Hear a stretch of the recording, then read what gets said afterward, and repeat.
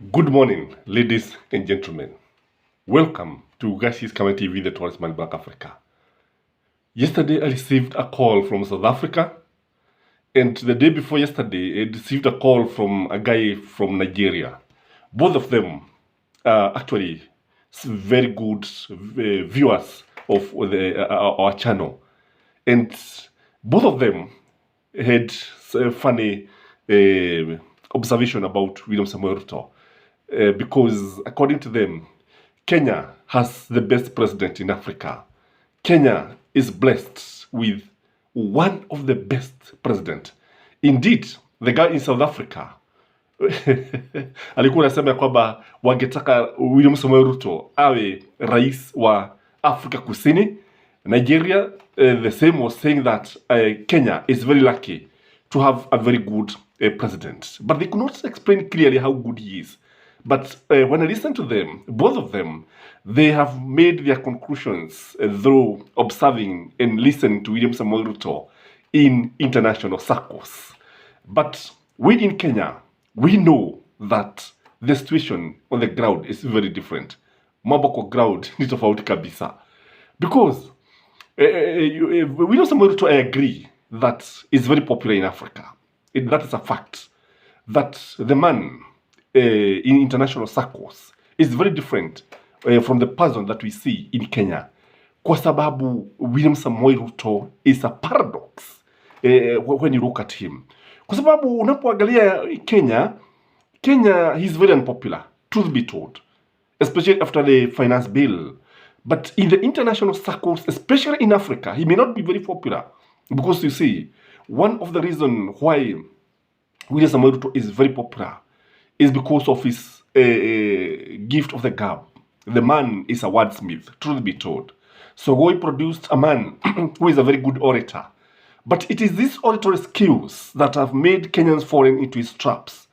But the funny thing is that what William Samuel Ruto says is sometimes is not, most of the time is not what he means. Mengi ambayo wanasema wakati mwingine yatokea yakawa kinyume. Kwa mfano unapotazama zile ahadi zote ambazo amewahi kuwaambia Wakenya, utaona kwamba ni mtu ambaye ni tofauti kabisa na vile ambavyo watu wa Afrika wanaamini. Unapomwangalia William Samuel Ruto, you notice one thing. If you have studied communication skills, you realize that William Samuel Ruto is very choosy when it comes to international forums. He chooses words. Satamki neno ovyo ovyo kama anavyofanya hapa nchini Kenya. Kwa sababu anapokuwa hapa nchini Kenya, tunaona mtu tofauti kabisa. Mtu ambaye anatamka neno lolote bila kujali mahali popote ni nani anasikiliza, anaambia nani. Lakini when you come to the international circles, you see a very different person. And I believe this is deliberate. And in another video, I'm going to explain why he normally behaves like this. Jana tuliona kwa mfano akifo sana na kumuita Mjiga Kiriako Tobiko. Anasema waziri Mjiga ambaye alikuja hapa, he banned the logging, sijui what. And the funny thing, in the international forums, William Samoei Ruto is an environmentist. William Samoei Ruto is a defender of the environment, is a defender of our climate. And when he comes home, he's a very different person. Kwa sababu unapomwangalia William Samoei Ruto, sasa alisema miti ikatwe. You know, this is shocking. And I know Wangari Maathai, wherever she is in the grave, she could be turning in shame kusikia rais ndiye ambaye anaambia watu wakate miti kule Molo. Kwa sababu wafanyabiashara sijui nini walipoteza biashara zao, hawanufaiki siku hizi kule Molo. Ni jambo la kuvuja moyo sana. And the idea here is to embarrass and reverse whatever gains was made by Uhuru Muigai Kenyatta. I think the only thing ambayo hataweza kuondoa ya Uhuru Muigai Kenyatta ni barabara na reli haziwezi zikafanywa lolote, zitabaki tu pale. Lakini zile sera za all the policies by Uhuru Muigai Kenyatta, utaona kwamba zinatupiliwa bali bila kujali. So this one was a long move if you ask me. But when it now goes to the international circle, he becomes a very good advocate of the climate. That's the funny thing of the matter. How should we act for sure? Rift logging, something that was banned 4 years ago. Again, unapomwangalia akiwa katika in the international circle, for instance, when he's in Africa, he's a Pan-Africanist.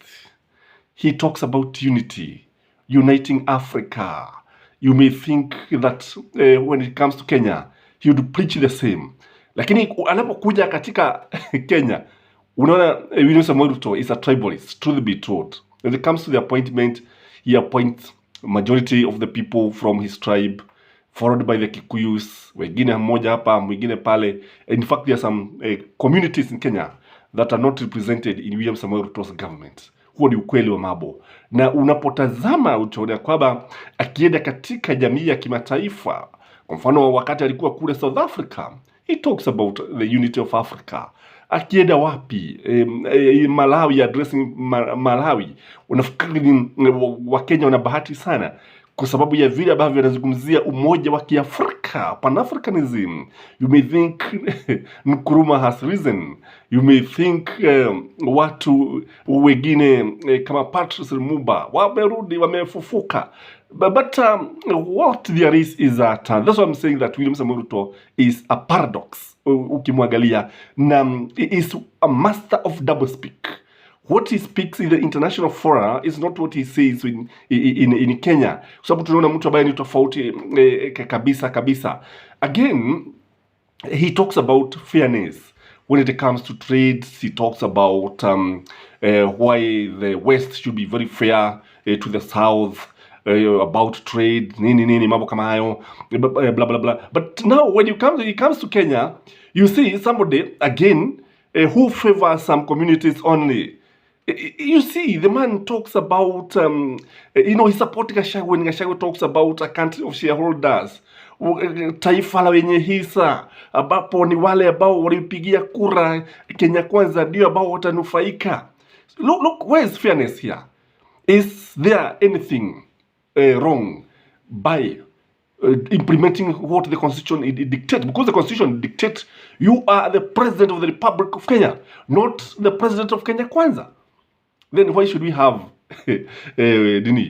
why should we have other people paying taxes? Na wakati kwa mfano wakati miradi ya maendeleo kama ile, kwa mfano nasikia kuna miradi kadhaa inapelekwa kule na Edward Ewaro ule wa internal security, utaona kwamba wanapiga goma kila usiku.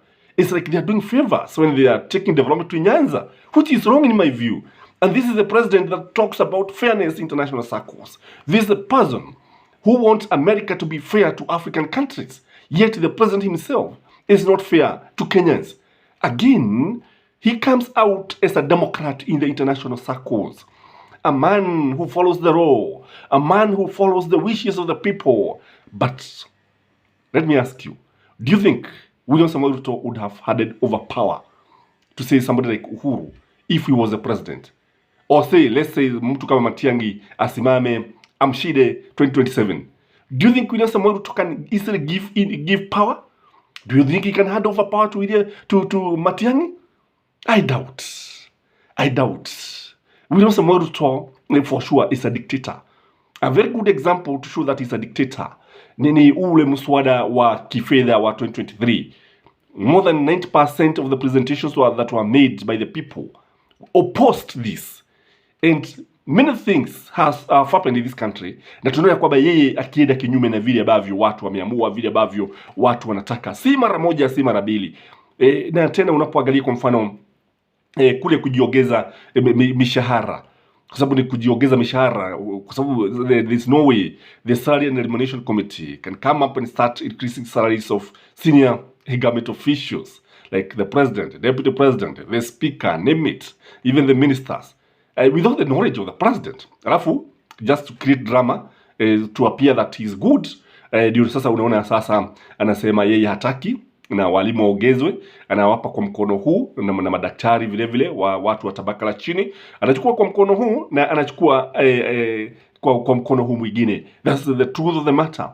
Na tena when you look at William Samoei Ruto, I think Kenyans need to study him very seriously, kwa sababu unapomtazama vizuri sana utaona mtu ambaye kwa mfano alikuwa akimkashifu sana Uhuru Muigai Kenyatta, Raila Amolo Odinga, and telling people we are suffering because of Uhuru Muigai Kenyatta, we are wherever we are is because of Uhuru Muigai Kenyatta. For instance, like now we know very well that the government has borrowed over 500 billions since September, since he came to power. Lakini sasa nabia watu ya kwamba hawachukui madeni.